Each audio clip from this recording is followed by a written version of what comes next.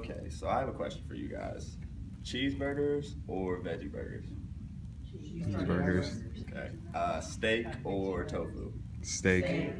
All right. Chicken or, and if you guys don't know what this is, that's fine, tempeh. Chicken. Okay, I don't even have to explain it. That's fine. See, you're just like a majority of most Americans out there. But for the small percentage, the 3% or the 7.3 Americans, including myself, that identify as vegetarian, we would pick the latter. Vegetarianism is a really great option for everybody. It's healthier. It helps the environment, keeps animals alive. But mainly, like I said, it's great for your health, and that's something that I'm going to show you guys today. So first of all, according to diabetes.org, vegetarianism helps you decrease your risk for heart problems.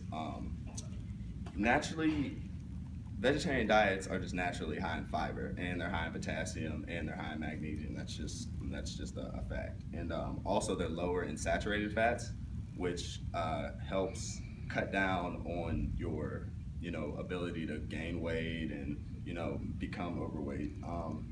Also, the fiber in your diet, it helps you feel full longer, which ultimately leads to you eating less, which ultimately, once again, helps you stave off becoming overweight or obese, which ultimately cuts down your risk for heart disease or heart problems.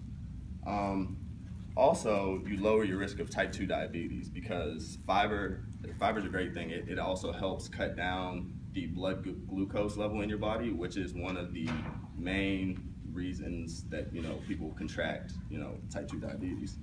And that is according to, once again, diabetes.org. But according to ScienceDaily.org, high fiber, magnesium, and potassium added with low fat and vegetarians, I forgot to mention this, they always have a lower BMI, which is body mass index, and all these factors combined, it equals a lower instance of heart disease. And they also said the ADA, the American Diuretic Association, they said vegetarian diets are nutritionally adequate and helpful in preventing coronary heart disease. So, I mean, you can't do anything about genetics, but diet-wise, this is definitely something you can do to, live a healthier, possibly longer life. According to a study in Livestrong.com in 2013, they said that a high intake of fiber and a high intake of phytochemicals and a lower intake in saturated fat and cholesterol help lead to, once again, a lower percentage of rate of heart disease. This same exact study also said that vegetarians have about half the risk of getting any kind of heart disease than meat eaters do. So I don't know if that's a motivator enough, but next, this might help. Cancer prevention, that's the second thing. Vegetarians, once again, have a half rate, about a 0.5% chance of contracting any kind of cancer than meat eaters do. That's because the high fiber, low fat, and the generous portions of fruits and vegetables that they eat, that's what the ADA says is a good, balanced vegetarian diet. So that's, once again, that leads to about half the risk of cancer in people that do eat meat is those higher levels of saturated fats and animal fats and stuff like that. So cutting those out can definitely be beneficial to preventing different types of cancer, heart, liver, colon cancer within the study.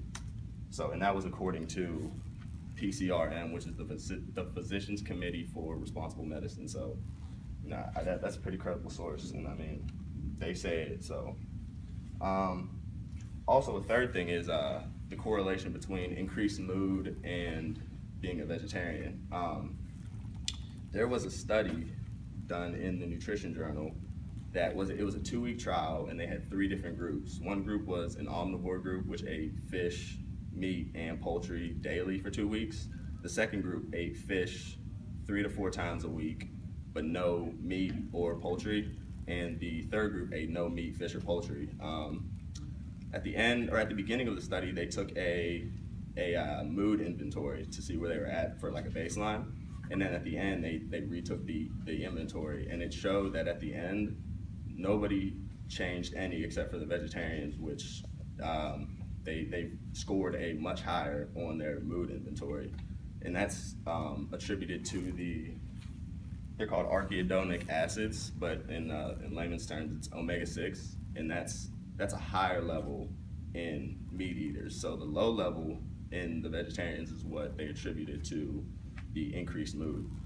So I mean, that's another thing. I mean, a lot of people feeling the effects of being a vegetarian, they can, attest to that. Because I know since I've been vegetarian, I always feel like so much better. So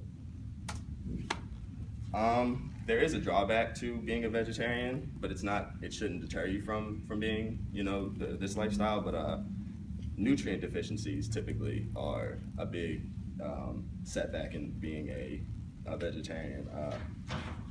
Vegetarian diets tend to not be too high in calcium, iron, or vitamin B12. But that, once again, like I said, that shouldn't deter you because that can easily be remedied with calcium comes from leafy green vegetables, orange juice. Iron comes from whole grains, breads, potatoes, and fruits. And vitamin B12 is in fortified cereals, soy milk, or even just a multivitamin. And I'm sure people take multivitamins all the time, so that shouldn't be too big of a deal to add to, your everyday routine. Can I ask a question? You can. Regarding the vitamin deficiencies, so a vegetarian would have to increase their intake versus a meat eater. Correct. Correct. Yeah, because a lot of red meats and chicken, they're really high in iron. So I mean, and since you're cutting that out, you need to find a way to supplement that. Definitely. So to recap, being a vegetarian just has a lot of things that can help you, and it can only really be beneficial to you. One, you reduce your risk of heart problems, coronary heart disease. You lower your rate of your chance of getting type 2 diabetes. You lower your risk of cancer due to the high fiber, low fat intake diet.